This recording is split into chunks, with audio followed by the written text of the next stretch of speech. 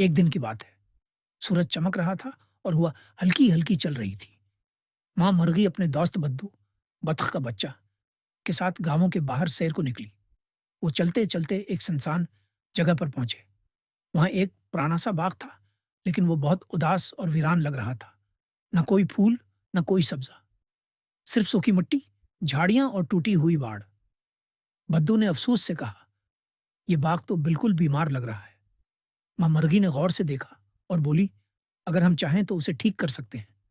उसे ख्वाबों का बाग बना सकते हैं।" बद्दू की आंखें चमकने लगीं। "वाह! हम वाक़ई ऐसा कर सकते हैं।"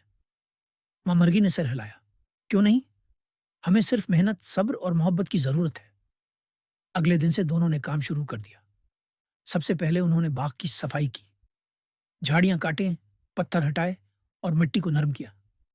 बद्दू ने एक छोटा सा पानी का कनवा खोदा और माँ मुर्गी ने पौधे लगाने के लिए गड्ढे बनाए। उन्होंने गांव से रंग बिरंगे फूलों के बीज लाए, सूरजमुखी, गुलाब, गेंदे और चंबेली के बीज। वो रोज सुबह आकर बीज बोते, पानी देते और मिलकर गाने गाते। पानी दो, प्यार दो, सूरज की किरणों से संवार दो, ये बाग हमारा ख्वाब है, खुशबू से भर दो हर एक राह। हर दिन वो बाग के साथ बातें करते। बद्दू कभी कभी फूलों को कहानियां सुनाता और माँ मुर्गी हंसती। कुछ दिन बाद जमीन से नन्हे नन्हे पौधे निकलने लगे। बद्दू खुशी से अच्छलने लगा। माँ मुर्गी देखो, हमारी मेहनत रंग ला रही है।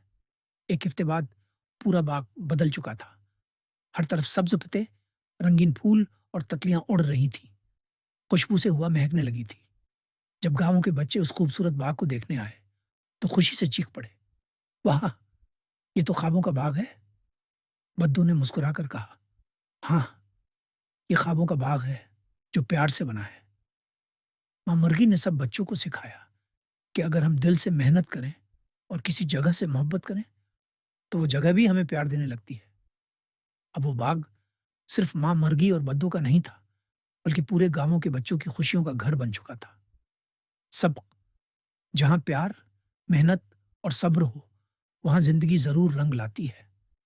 मोहब्बत से हर वीरान जगह को खूबसूरत बनाया जा सकता है।